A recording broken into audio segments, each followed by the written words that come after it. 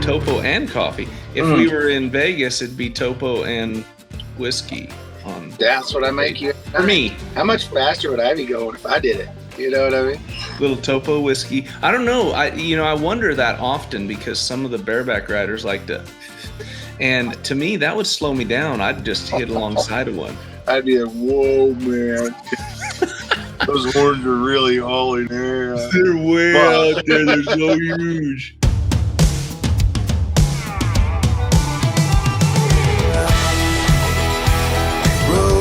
Rodeo time. Welcome to the Luke Branquinho Show. My next guest is, I like to put little things together with him and I. He's the truck to my trailer because he always keeps things moving. He's also the latigo to my cinch because he holds us together. Coleman Proctor, thank you for joining me again.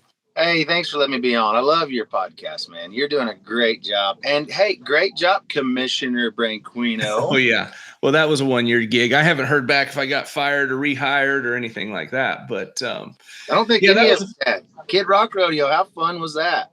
That was quite the experience. Pretty good. So tell me, you got to be an athlete on a team. Mm-hmm. Yeah. Some of the athletes didn't get to compete because it did feel a lot like junior high basketball. I did have a uniform. It was a touch too small. And although I was prepared both mentally and physically, and I was tired, I didn't get to play. So yeah, it felt a lot like junior high basketball. It was a fun day though. Loaded my baby and my new baby and my wife up, and we left my house at 5:30 in the morning. And I got a 20-minute nap after some Papacitos, which did not help the uniform fit any better. No. And then I drove home shortly after. Like we left there at midnight or 12:30. Right when Kid Rock was going on stage, they said, and I got into my house at 5:30 the next morning. So it was a 24-hour day for us. Awesome experience. A lot of fun. Congratulations to all the winners. You know, you sure wish you'd got a chance to row and got a chance to compete. It looked like a neat setup, something I thought we would have definitely excelled at. But, you know, that was our coach's decision to start the other team, and then they got beat. You just support your crew and hope for another chance in the championship round, which we did not get. But It was awesome. Great experience. Kid Rock. Obviously, I'm a huge fan, and it was great because he started the rodeo off with his concert, but he had the hits right off the bat. So if you weren't able to stay up late and stick around and watch him like I wasn't, then you at least got a taste of what a Kid Rock concert's like. And then Jelly Roll showed up. Yeah. Well, it's funny because you say that, you know, that it was a long event, which it was, and he did talk about how we trim it up at least 2 hours. And it's doable, very doable. You've seen, you know, kind of the hectic, everything that was so hectic going on down there. But there was not hardly a person that left that building. They loved the rodeo. They loved the excitement. And the timed events, my goodness, I mean, how cool was that you're looking who won on each side. And the timed events really excelled. Rough stock, you know, to me, it was like a regular rodeo. Yeah. Obviously, you know, one right after the other. But in the timed events, man, that was to me one of the most exciting events that I'd been to, just with the competition set up the way it was. You know, and I thought what was really neat was the first bulldogging run, you know, because you had Pearson and then you had our team, right? And our man Dalton Massey, our coach has got him on the timer and tells him when to go. So he leaves way too early. I'm pushing the steer. And like the gate hasn't opened yet, and he's beside me, and I thought that's not good. So I give it all I got. But the best was the look on their faces as they both passed the steer, and they both looked over at each other and went, we gotta do this. Still gotta do this. And then Dalton, he does great, slips the inside horn, takes his head right off the fence. You know, then Pearson throws him down, and it's like, all right, I'm not rodeo, baby. I hate to correct you, it was Jesse Brown because it was the Oregon duo battle. It was Jesse Brown. I thought it was Pearson. Good no, that's okay. I'm not gonna lie though, their arena was 7 miles from ours. It felt like, but the back end was only 3 feet.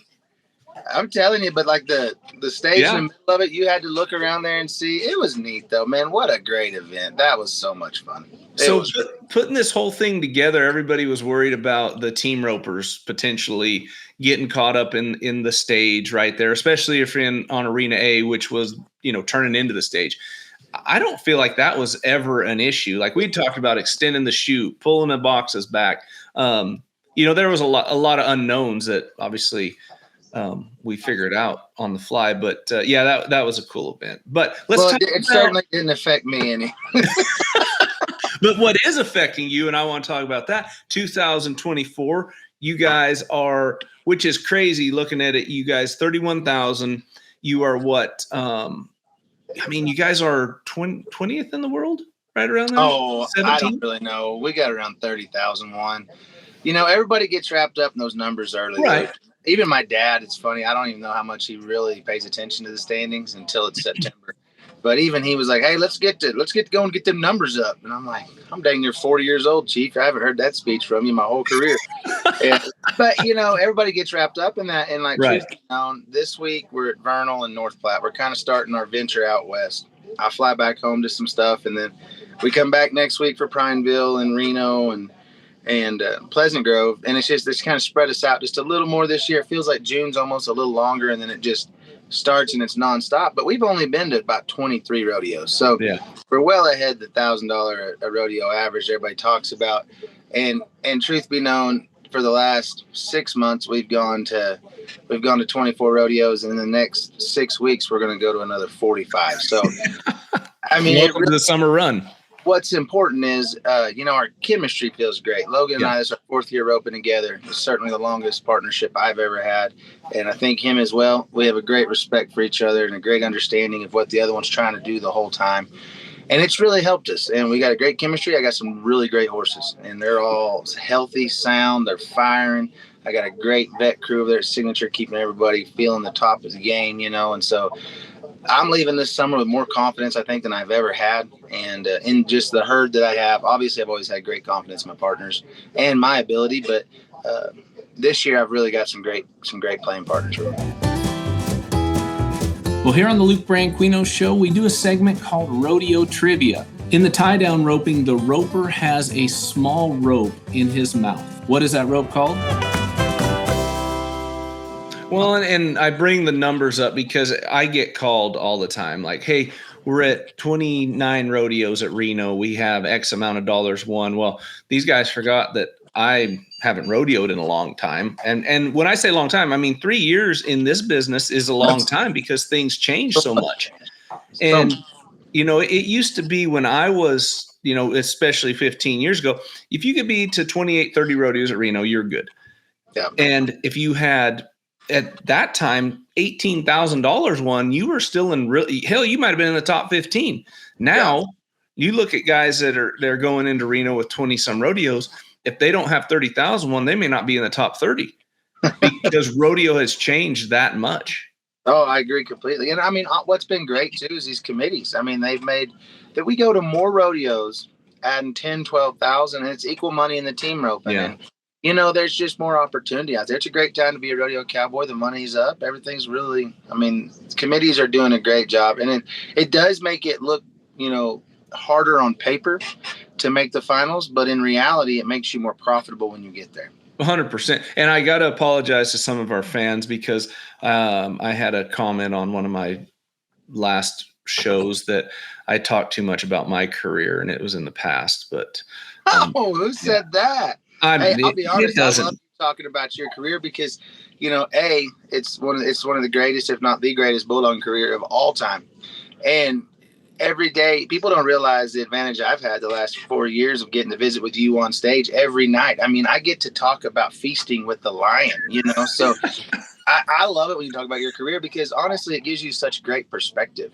And people don't get that. There's a lot of hosts that try, that do podcasts and stuff. And I feel like they get caught up a lot talking about themselves too much.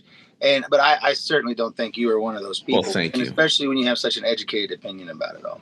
Well, I appreciate it. I'd like to think that I've had some success. But anyway, let's talk about what the summer looks like because last year the summer went okay. And I do want to point out a couple all-around titles, but the steer roping championship at Prescott, Arizona. And I didn't even enter it this year. You didn't enter it this year? And I tell you what's so crazy is like I said, the way these dates are lining up now, our 4th of July starts basically like June 28th. So I get to go to some other rodeos I didn't get to go to. And then honestly, Prescott got the buckle and the steer roping. we just cha-ching, probably never going to happen again.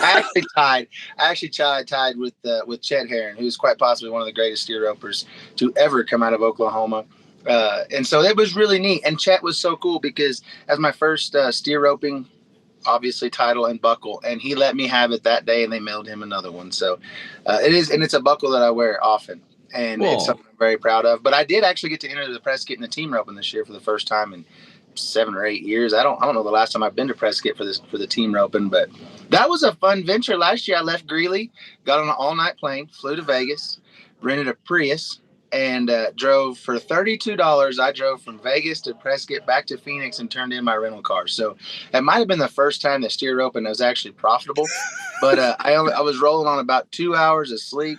And I tell you what's bad anymore, Luke. You know how they say like when you get older, things just get tougher. And like the all night drives, it's not like the next day that gets me. It's the next, like the day after that. Yep. It just hits me and it knocks me down. But it was great. It was awesome. The rodeo at Prescott is just so prestigious, and I've never had a chance to win it. And you know how beautiful those buckles are. It's like It's like you got Salinas, you got San Antonio, and then you got Prescott. The buckles you're really after that you would wear all the time, and so to actually get that one on the belt's really good. Unfortunately, like I said, not gonna be able to make it back over there this year. Get one in the team roping. But I did get to go in the team roping, so it's time to, strap one of those on. It was kind of like the first, when I won that all-around at Cheyenne, it was like, did you ever think your first buckle at Cheyenne would ever be in the all-around? I'm like, absolutely not. I've been trying to win the team roping here since I was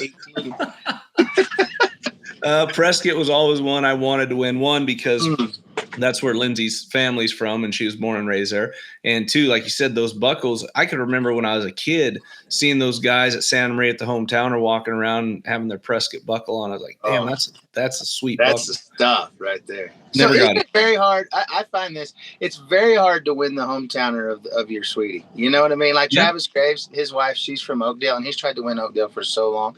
And I've won it a couple times, and he's like, I'd trade anything to have that buckle, Well, you sounded just like him. Man, I've had a lot of practice. TG and I are pretty good buddies. I do my Speed Williams impression all the time, and Speedy gives me grief because he thinks he always thinks I'm maybe mocking him or coming at him a little harsh. And I'm like, no, I've just heard you chew my butt for so many years that it's ingrained in my head. Last year I'm at Calgary, and I've got to just catch this last one, and it's an important steer. Like, in the moment, you don't realize how important it is because you're in competition. Oh, yeah. For tour wise, I mean, that's ultimately what got us to the Governor's Cup. Ultimately that gave us the big boost in the standings that we were looking for, and we were roping good, just not just punching it through the finish line on some of those cases. And we walk in and literally clean time. We got to go just make a clean run. Something we practice all the time, and I could just hear Speedy in my head just. Oh, hi, teamer. Just gotta catch him. Don't lay off the barrier too much. Make it hard on your man. I mean, I could hear that in my head when I backed in the box. And so anytime I give an impression of Speed Williams, it's never mocking him, because I promise you, you would have never heard of Coleman Proctor if it hadn't been for him. And it's just, I've heard him chew my butt so many times that's just ingrained in my head. That's constructive criticism is what he's giving you, right? And most of the times, the people that I do the impressions of them are people that I really, really respect and try to emulate in some form or fashion of my life. And so it's honestly, it's like the highest compliment you can get from Coleman Proctor is me doing an impression of you. I want an impression. Can you do an impression of me? Have you not seen my booty shake? No, I haven't. And in fact, when we get you to steer wrestle at the timed events, we can work on that. You know what I've been trying to do? So obviously, speaking of the timed events, my buddy Jess Tierney, who always go and help, he's a beast. Like, I don't even know how old he is. I think maybe he's 40 or 42, or he's a little lot older than me. But like, let's just say we took our shirts off. He looks like he's on the cast of 300, and I'm looking more like pushing 300, right? So. But what that man can do, and even his dad, and I'm telling you, I got a lot of respect for his dad because his dad showed me this. Because he talked about how him and Frank Thompson, when they were bulldogging back in the day, Frank came to a school of Paul's. And he just told him, he said, Frank, you're too soft. Can't place those legs. And so he grabbed the box, and he just holds his legs straight out. Yep. So he's box, legs straight out. He's talking about how you can place your legs that way. And he said, you got to be able to sit there and hold that and have a conversation. And I saw that man this year, and I don't even know how old Paul is now. I'd have to Google that. But we were just left this little diner having breakfast.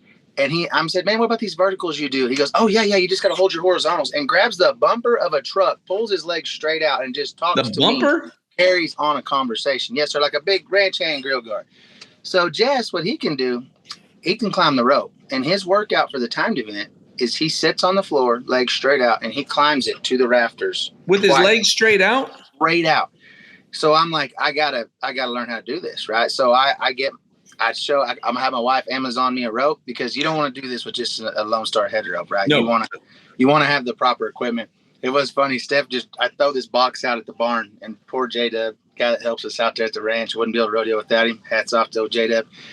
I'm like, he goes, what in the world is that? And I said, that needs to be in those rafters. Before I get back this afternoon, Daddy's going to try to climb it. And so he's got her all secured up there.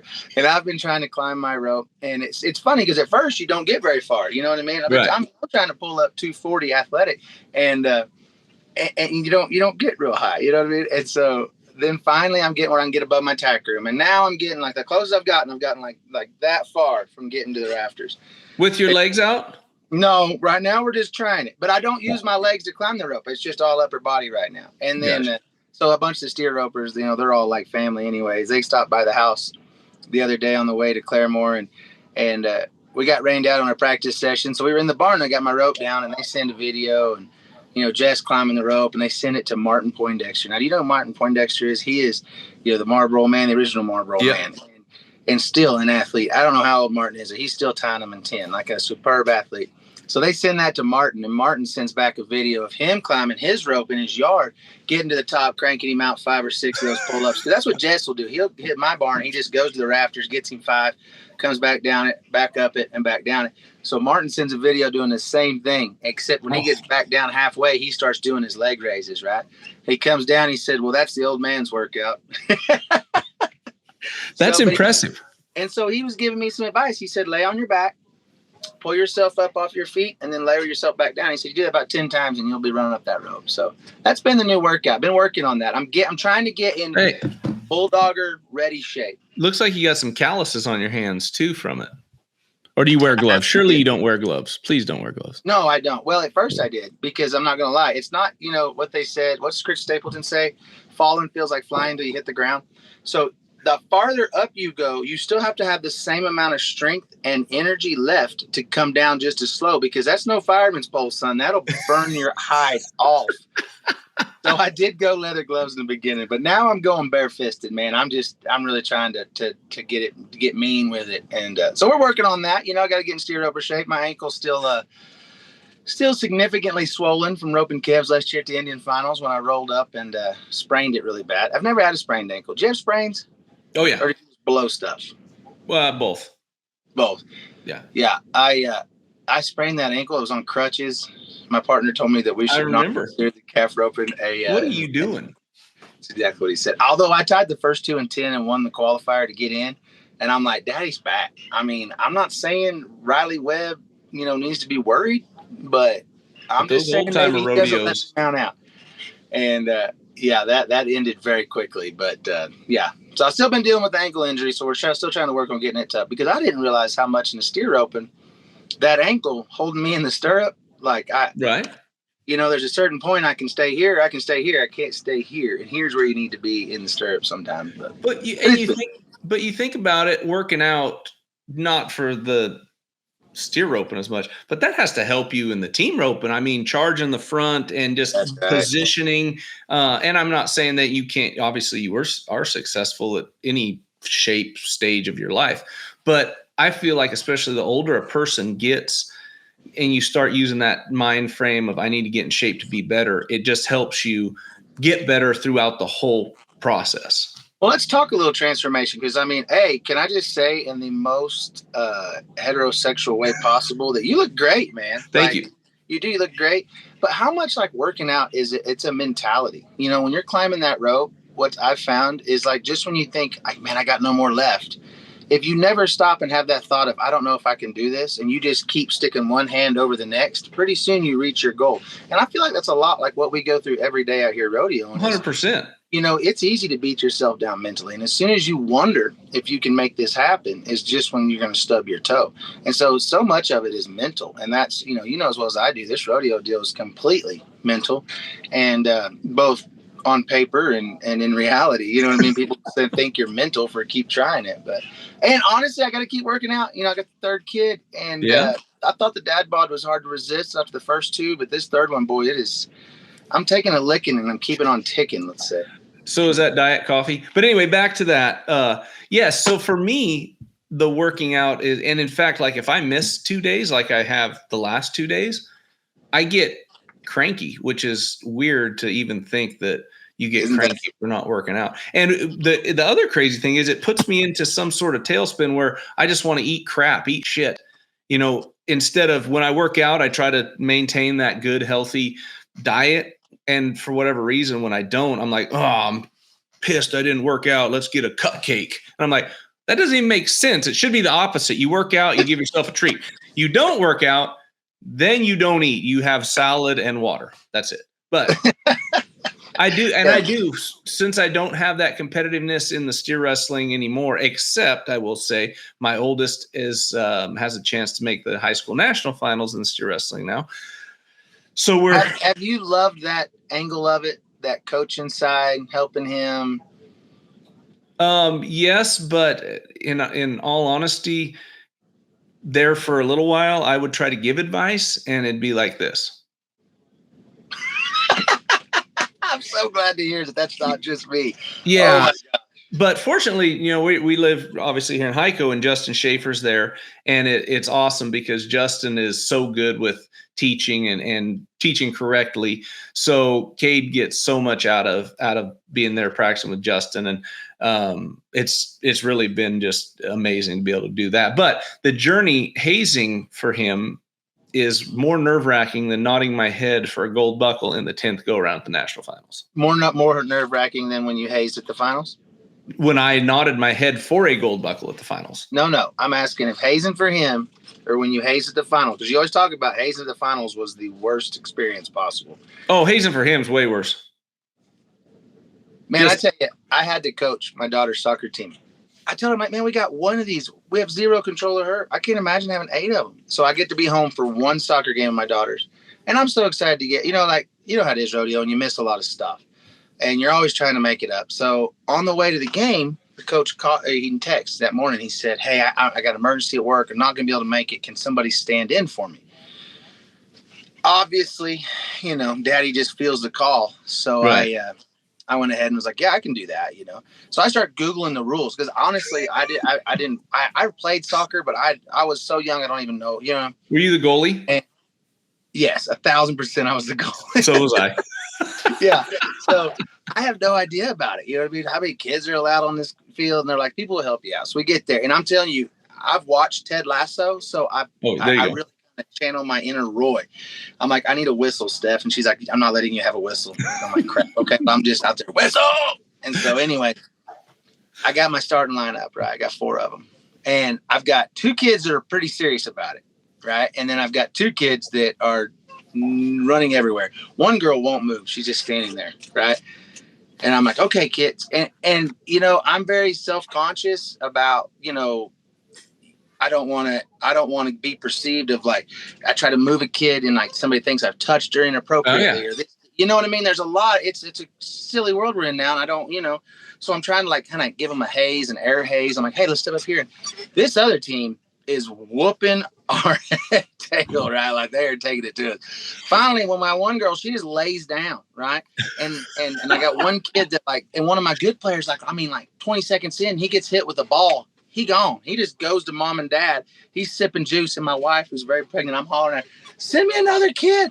Well, finally, I got all these kids. I'm trying to air haze all these kids, and I'm kind of squatted down. And then one kid just runs and jumps on my back. And I'm like, hey, attack the ball, not your coach, finally my girl's laying down. I just drag her over and kind of lay her up there because you can't have a goalie per se. But if she's laying in front of the goal 40 feet out in front of it, that's a speed bump anyways. Yeah. So I've got her drug over, and I would just look up and kids would just randomly be gone. And I'm like, it's like herding chicken. So I finally get my kid out my kid comes in, star player. She's very aggressive at home. She plays with her big sister all the time. She won't do anything. And I always thought in my mind, I thought, I'm going to be the guy that's like, let's have fun. Let's enjoy the experience. Let's not, take it serious. And if you want to get better, we'll get better. But like, I think too many times parents try too hard with their kids, like to make them better, and to make them want it. And I always thought I would be that parent until I was coaching. And then I'm like, get in there, Cambry. We got to kick this ball. And I said, hey, move over here. And I kind of grabbed her and moved her over. She's like, don't push me. And I'm like, you're my kid. I'm going to do a lot more than push you if you don't move your feet and get over here and start kicking the ball and going to this goal. And I did never realize that. I am ultra competitive as a parent, and I didn't see that coming out of me. And I do try to keep it in check of like, hey, if you girls want to get better, we'll get better. The other day we were working cattle. You know how it is. You're always trying to push working cattle into like when you can get home in these little windows, right? Oh, yeah. Both girls are out there helping us, and they're playing in a pen that's kind of away. But as I bring this cow up the tub, she jumps. She's out of the tub. Now she's in that pen. And so we holler, and the two younger ones, there's my best friend from college. He was up, and his little boy Coleman. We holler at him. He runs and climbs a fence. My little girl climbs a fence, and now I got Stella out there. Now, Stella always brags about how she's the fastest kid alive. And I'm like, yeah, you're not really bred to be. You know what I mean? Let's keep reading. And she starts taking, I said, baby, run over here to me. Come to me. Get to the fence. Because this cow's kind of got her head up, not really looking at him, but it's a scary experience, especially as a parent. Oh, yeah. Because you're just standing there watching maybe a sister's organ situation that you don't really know if this is going to happen. So here she comes. She runs to the fence. You know what I mean? She ran her some circles. And I'm going to say, like, my little girl got some wheels. You know what I mean? And she wasn't lying. So she gets done. She's like, did you see that bull try to chase me? And I'm like, well, first of all, it was a cow. And second of all. To interrupt you, cows don't close their eyes when they go to hook you where a bull does. Great fact. I'm not saying it was any less traumatic for either one of us, but I just wanted her to be able to get the facts straight. So anyway, J-Dub had to run and intercept the cow and push him away from the kids. The cow clears 2 more fences, and it was one of those that were like, she didn't look wormy. I think she's good. We don't call on disposition at the Diamond Bar Ranch, but anyways, my little girl, she's telling everybody, about how she outran that cow and this and that. And I said, hey, so that brings me to soccer. I'm going to have to see a little more effort. Let's get out there and imagine that cow's trying to hook us when we're moving around. But It's been a lot of fun. Coaching your kid, I do a lot of lessons, and I have a lot of parents that'll say, well, it's the same stuff I'm telling them. They just won't listen to because it's old dad. And I'm like, well, I make a lot of money because fortunately parents, kids don't listen to their parents all the time. And so that's why they pay me to be the intermediary. So it's been fun. It's been fun, but I hats off to every little league coach out there, like that really explains the game well, that's not trying to live vicariously through their kids and give them the great experience that they really deserve. Well, and that's what I told all of my kids, especially Cade when he wanted to start steer wrestling. I said, listen, if you want to steer wrestle, I will support you 100%. Don't do it because I did it. And do not, have the expectations that I think you need to be as good as me or better. I will help you 100%, but don't do it for me. If you want to do it for yourself. Same with, Jameson and whatever he wants to do. I said, if you guys want to build rocket ships, I'll, support you 110%. They'd probably make more money and support me when I got older if they built rocket ships. But not a bad living. No, I mean, Elon Musk, let's just face it. But, but going back to coaching, Bear this year in Little League, and he's like, hey, Dad, can you coach me next year? And I'm like, well, I don't know, bud. I don't really want to because I think you learn more from the other guys, and I don't know a lot about it. He's like, yeah, but I really want to pitch. I got to get in there with that coach, man. Aha. So, but funny enough, he did ask the coach, and he wanted me to ask the coach if he could catch. And I'm like, I'm not asking the coach if he could catch. He's the youngest kid on the team. He should have been playing 8U. We rolled him up to 10U. He did really well. But halfway through the season, he's like, I want to catch. Can you tell the coach to let me catch? I'm like, absolutely not. And he got mad at me, like was crying. And I said, if you want to catch, you go tell the coach, hey, I'd like to try to catch. He's like, but they'll let me do it if you tell them. I'm like, it doesn't matter. That's not how this game works. So he gets to catch 2 games and does pretty good for a kid that's 3 years younger than the majority of them. And then after the catching experience, he's like, I want to pitch. I'm like, you've never stepped a foot on the mound ever. Yeah, but tell the coach I want to pitch. I'm like, absolutely not. I said, you can tell the coach you want to pitch. So last game of the season, championship game, we have 3 players that are not there. And so we got 8, 2 in the outfield, everything else. So they put Barrett third base, never played before.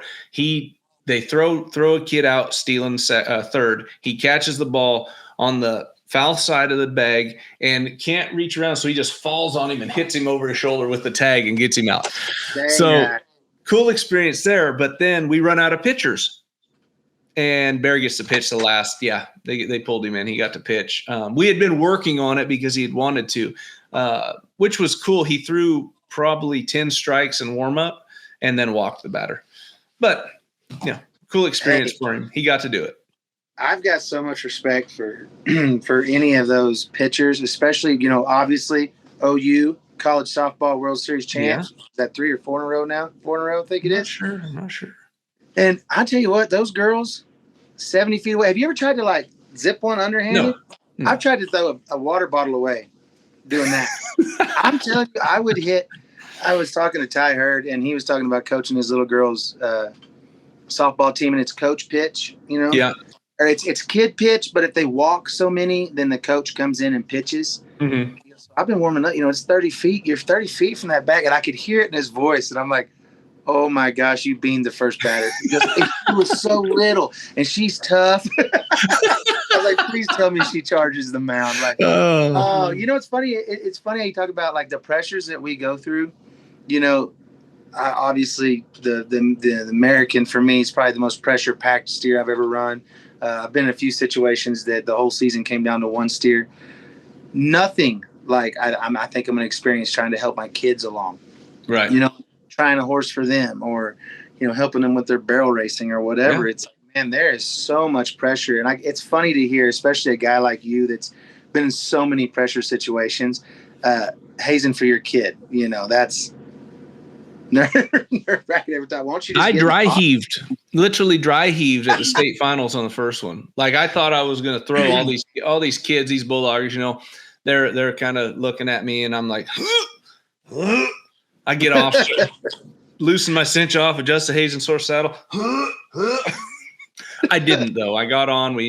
I was a step behind, but that Hayes horse picked him up. But pressure situation. I want to talk about Toter Tails real quick because you've been doing something that I have not got to be a part of yet.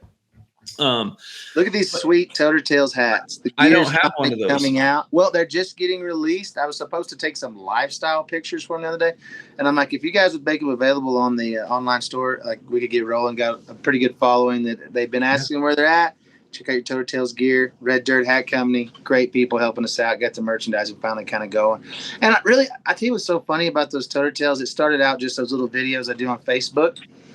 And because I think people want to understand the lifestyle a little bit, and it's not all sunshine and roses. And, we have a lot of fun stuff that happens. I feel like a fun guy and we do a lot of fun stuff in the daily routines. And just, I think what's most important a lot of times too, is there's gotta be some kid out there struggling to get over some hurdle, be it, he gets nervous when he backs in the box. And I have a lot of parents that ask me to talk to their kids about it. And I've been fortunate that I've had a lot of great people through my career, you included, that have helped me through those little hurdles and humps. I remember asking you at the barbershop in the DFW airport, flying to Omaha, Nebraska, and I'd been struggling, about trying to put it all behind me. And I was in the finals. My partner was having conniptions because he thought we were on the bubble, which we weren't. But anyways, I've always had the great people to go to and visit with. And so you can't talk to every kid individually, but if out there they realize, this week I didn't do a great job, and here's why. Here's what we attacked in the practice pen. Here's how I'm going to overcome it. Here's my plan moving forward, and here's how I'm not beating myself up about it. This is how I have to handle it. It's okay if you have a bad day in the practice pen. Right. Focus, regather your thoughts, and let's go again. And I would like to be able to talk to him more about winning world titles, but unfortunately that hasn't quite happened yet for me, but it's on the horizon. Till 2024. That's right, baby. And, Stetson's just getting started this week at Vernal. I've got about a $40,000 lead on him, so would you ever thought you'd win the PRCA all-around championship before you won the team rope championship? Wouldn't that be awesome? That would actually be a feat, because I tell you what, to make that happen, I'm going to have to make these steer open finals. And I do have 4 really good steer open horses, 3 of them that we made at the house, my old horse that I've won so much on in the past. But that is something we were working towards, and it's going to take quite a bit of luck, but I'm extremely lucky, so I'm not worried about that. But back to the Toter Tails. You know what luck is? It's just where opportunity and preparation meet. And Not I've been preparation H, but preparation. That's what I told Rocky Patterson last year. I flew from the tour finale at Puyallup, got on the all. I took so many red-eye flights last year and rented so many terrible cars to make it to steer opens. And he's looked at me. He said, "Didn't I just see you last night in Washington?" And I'm like, "Yeah, you did. Yeah, I work extremely hard for you guys to whip on me like you do."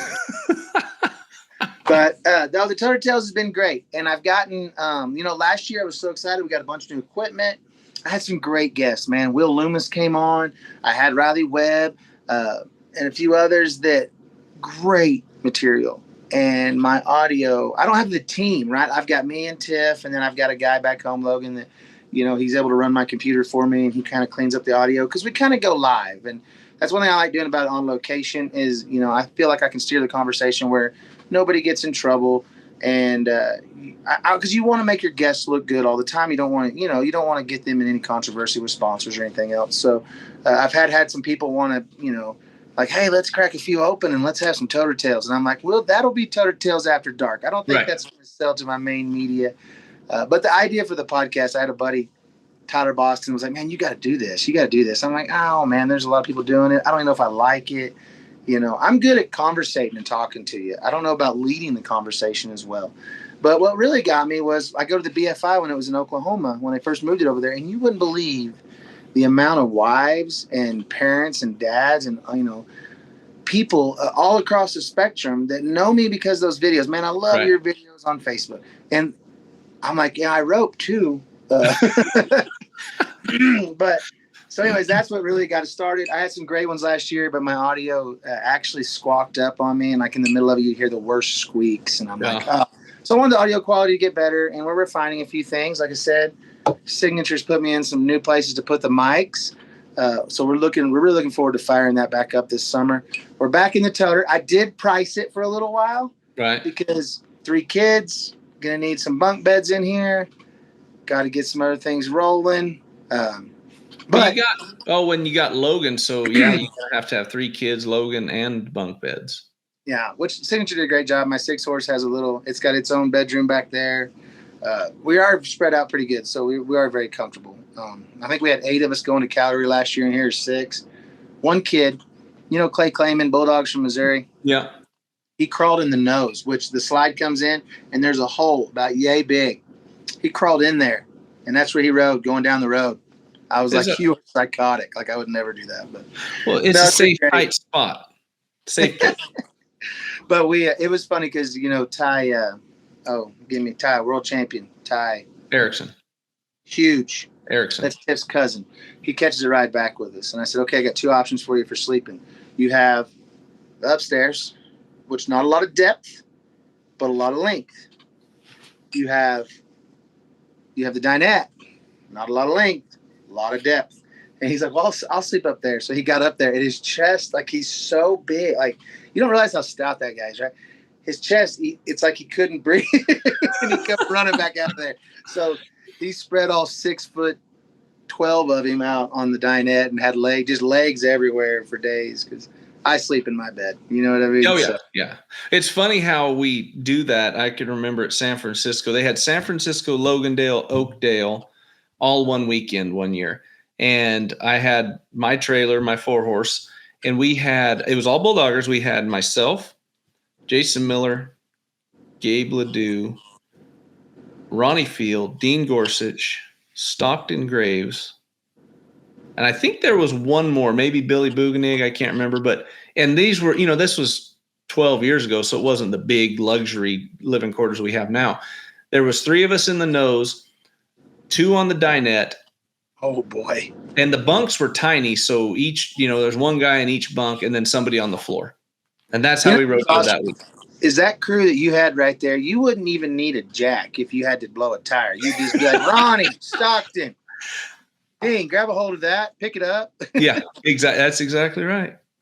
No, it's great. Well, I would love to have you on, and I think we've now got the capability to do the phone in deal. There's a lot of technology that goes into a podcast, and like hats off because yours are always so well produced. Hats off to your team.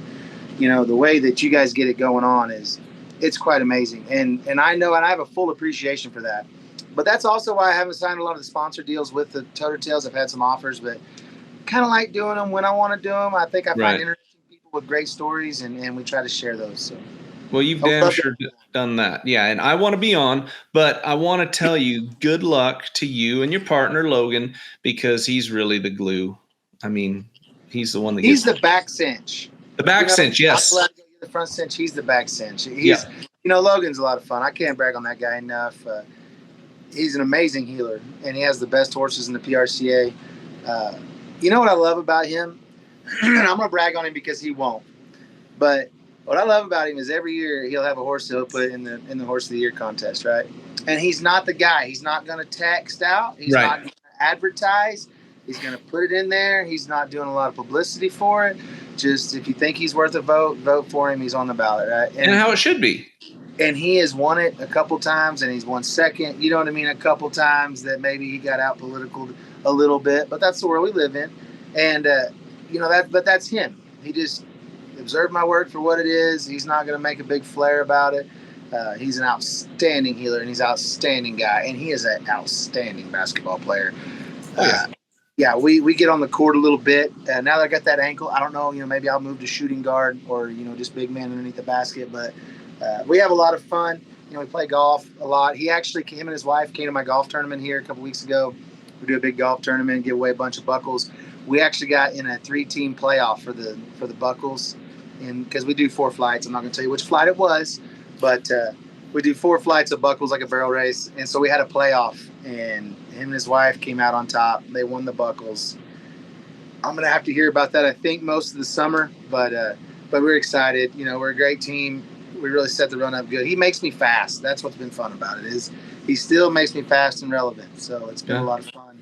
Like a hazer on the opposite side, man. You guys have chemistry, and I'm looking forward to this summer run and you guys creeping your way, actually not creeping, charging your way up to the world standings leaderboard. And I'm going to say by the time we get to the Governor's Cup and you do another interview with Governor Nome, you guys will be in the number 1 spot. And I have offered her to be on the Toter Tails, so to her people out there, if they want to, I've told her a few times. Funny enough, I sent her a message too. But I think she'd be awesome to be on the show. Oh, I think so too. I think she's got a great story, and hats off South Dakota for putting on the big one at the end. I mean, they love rodeo up there. Their committee and everybody that puts that together. What an outstanding. Obviously, we came out on top, but even if we hadn't, man, what a rodeo! What an opportunity! And to all the committees out there this summer, this is a big. I've been on one rodeo committee for 1 year because it is so much work. It's not a 4-day event. It's a 365-day grind, and they do a great job. And all the committees out there adding more money and making it better for us. We appreciate it because without you guys, we wouldn't have a job. And without Luke Branquinho bringing this all on, we wouldn't get the publicity we got. So. Yeah, there you go. I appreciate it. Well, good luck to you guys, man. We'll be chatting because I'm looking forward to again being at the NFR, but the Purina pregame show. I'm so looking forward to that. That is one of the things that I really do enjoy about the finals that I love so much. Any opportunity I get to visit with you, man. Obviously, our conversations are hot because we've tried to melt down my phone, my pad, the whole deal just in this 1 hour. I mean, what possibilities are endless for us? You know what I'm saying? Because when you're hot, you're hot. You know what I mean? That's it. My Latigo to my cinch, holding it together. All right, man. I appreciate you having me on. Thank you so much. You guys have a wonderful summer. You bet. Good luck, Bob. Who's very aggressive? We lost him again. These Cowboys, they don't know shit for technology. Well, here on the Luke Branquinho Show, we do a segment called Rodeo Trivia. In the tie-down roping, the roper has a small rope in his mouth. What is that rope called? That is called your piggin string and is used to tie up 3 legs of the cow. Hey, you want to see more in-depth details on the Luke Branquinho Show? Make sure you like and subscribe.